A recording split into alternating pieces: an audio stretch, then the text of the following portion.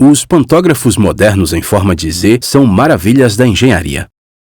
Você pode ver com que facilidade eles se desdobram e coletam energia das linhas aéreas. Observe o que acontece se o cabeçote do coletor não está na horizontal durante a dobra e desdobra do pantógrafo.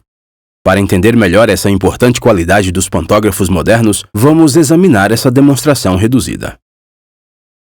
O cabeçote do coletor se conecta ao braço superior. Você pode notar que quando eu empurro o pantógrafo para cima, o ângulo do braço superior muda muito. Surpreendentemente, o ângulo do cabeçote não muda. Ele fica na horizontal. Resumindo, o pantógrafo funciona como um gimbal. Como os engenheiros conseguiram isso? Como eles gerenciaram a orientação horizontal do cabeçote sem usar nenhum controle eletrônico? Antes de nos aprofundarmos nos detalhes de um pantógrafo moderno, vamos primeiro explorar por que os trens usam um. Considere este caso embaixo da ponte. Devido a tais construções ou declives de terreno, algumas vezes é difícil manter uma distância fixa entre o trem e a linha aérea. É por isso que precisamos de um pantógrafo. Este mecanismo pode se ajustar a essas mudanças de altura. Ele não apenas toca o cabo, mas também garante que uma força de contato suficiente esteja presente entre o coletor de corrente e a linha aérea. O pantógrafo mais simples seria assim: um condutor de cobre com um arranjo de molas comprimidas. Quando permitido subir, ele começa a coletar a corrente. A corrente é então fornecida aos motores. Em um pantógrafo, o circuito pode ser facilmente completado conectando-o ao solo através das rodas. Contudo, este coletor simples falhará facilmente devido à falta de estabilidade lateral. Para melhorar sua estabilidade, vamos inclinar a haste nesta direção. A reorganização da mola permite que este coletor fique em contato com a linha. Contudo, muita força na mola pode quebrar a linha aérea tensionada. Para contrabalancear esta força da mola, vamos usar uma corda para amarrar o coletor na outra direção. Este método equilibra o coletor perfeitamente. Para um alinhamento preciso, podemos anexar um cabeçote de cobre com ranhuras. Esta ideia de design do coletor de corrente, chamada de coletor de poste de carrinho, foi inventada pela primeira vez por Frank J. Sprague. Este coletor inevitavelmente sofrerá desgaste devido ao funcionamento contínuo do trem. O atrito regular pode quebrar esse cabeçote com ranhuras depois de apenas 2 ou 3 semanas. Para superar este problema, os engenheiros ferroviários aumentaram o comprimento do cabeçote e o mantiveram perpendicular.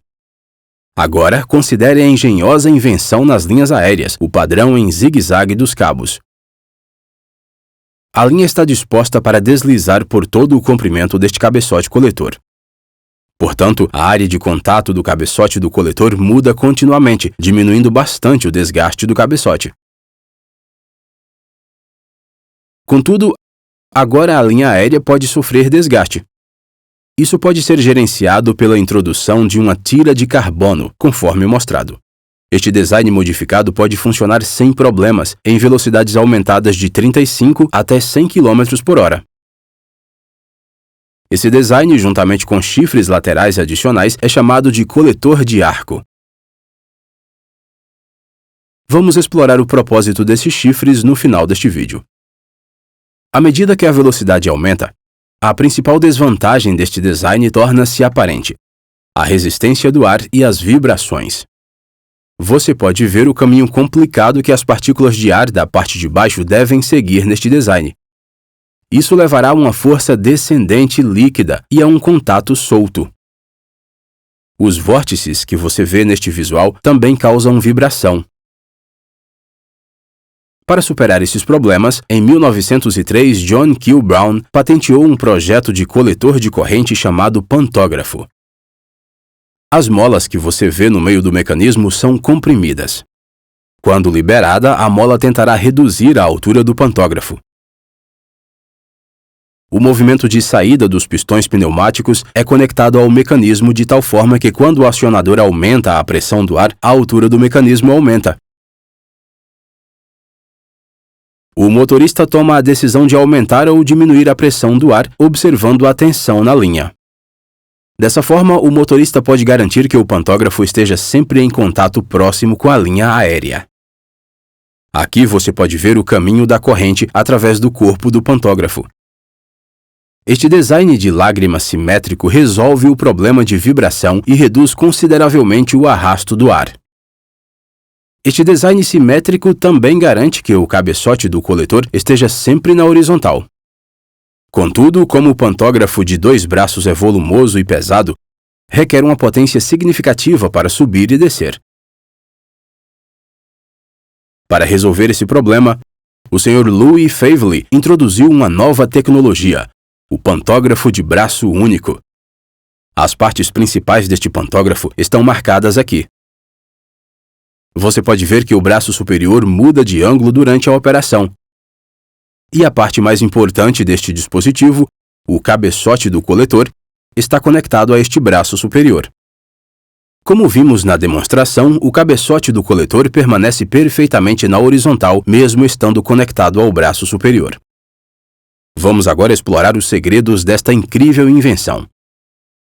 A parte inferior deste pantógrafo parece familiar para você? Este é um arranjo de 4 barras. Se girarmos esta barra verde no sentido horário, observe o que acontece com a pequena barra amarela. Ela está indo para uma boa variação angular. Vamos estender esta barra amarela e prender o cabeçote do coletor em sua ponta. Você pode ver que este mecanismo dá uma boa variação de altura ao cabeçote do coletor. Contudo, o ângulo do cabeçote do coletor muda, pois está conectado ao braço superior. Esta é uma grande questão. Tal rotação tornará o contato entre o cabeçote do coletor e a linha aérea bastante ineficaz. Você consegue identificar uma possível solução? Para resistir a esta rotação do cabeçote do coletor, introduzimos uma haste de equilíbrio, que é articulada com o braço inferior e uma pequena extensão do cabeçote do coletor. Você pode ver que quando o mecanismo se move, a distância entre o cabeçote do coletor e o ponto de articulação do braço inferior diminui. Como a haste de balanceamento não pode diminuir seu comprimento, ela deve empurrar o cabeçote do coletor na direção oposta. Em um pantógrafo, esta rotação oposta cancela exatamente a inclinação do cabeçote do coletor antes de introduzir a haste de equilíbrio. Viva! O cabeçote do coletor alcançou agora uma posição horizontal perfeita em toda a sua altura. Isso demonstra como o pantógrafo usa uma bela combinação de 2 mecanismos de 4 barras. Resumindo, desenvolvemos uma tecnologia que mantém consistentemente o cabeçote do coletor na horizontal sem sensores ou controles eletrônicos. O braço inferior gira usando o mesmo arranjo de pistão pneumático.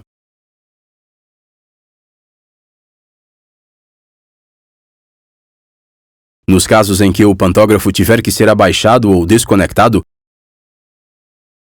o trem continuará sua corrida livre por alguns quilômetros devido ao seu alto impulso. Agora, de volta à pergunta curiosa que colocamos anteriormente neste vídeo. Os chifres são bastante úteis para quando o trem muda de trilho. Durante a mudança de via, o pantógrafo também precisa mudar a linha aérea. Nesta animação, você pode ver como os chifres ajudam na mudança suave entre as linhas aéreas. Caso contrário, a linha poderia ter ficado presa abaixo do cabeçote do coletor. A tensão no pantógrafo é aproximadamente 25.000 volts. Então, para isolar a carroceria metálica do trem dessa alta tensão, são utilizados isolantes com alta resistência elétrica. Eles também fornecem um bom suporte mecânico ao pantógrafo. Fantástico! Projetamos o pantógrafo completamente agora. Você deve ter visto que, na maioria das vezes, o pantógrafo está conectado na parte traseira do motor. Esta simples mudança reduzirá consideravelmente o arrasto aerodinâmico. O motivo é o efeito da camada limite. Observe a distribuição de velocidade ao redor do corpo do trem. Se o pantógrafo estiver conectado à frente do motor, ele deve se mover contra o ar de alta velocidade. Contudo, você pode ver que o pantógrafo na parte traseira do motor enfrenta uma velocidade de ar muito menor, pois está imerso dentro da camada limite. Isso definitivamente reduz o arrasto. Você já pensou por que 2 pantógrafos são instalados em cima de uma locomotiva?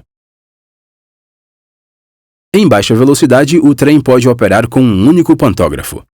Contudo, em velocidades superiores a 150 km por hora, os trens com um único pantógrafo terão um grande problema. Suponha que haja apenas um pantógrafo instalado e o trem esteja viajando em sentido reverso em alta velocidade.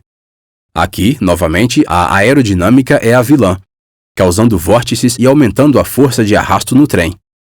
É por isso que, para o movimento reverso do trem, precisamos de outro pantógrafo com a orientação exatamente oposta.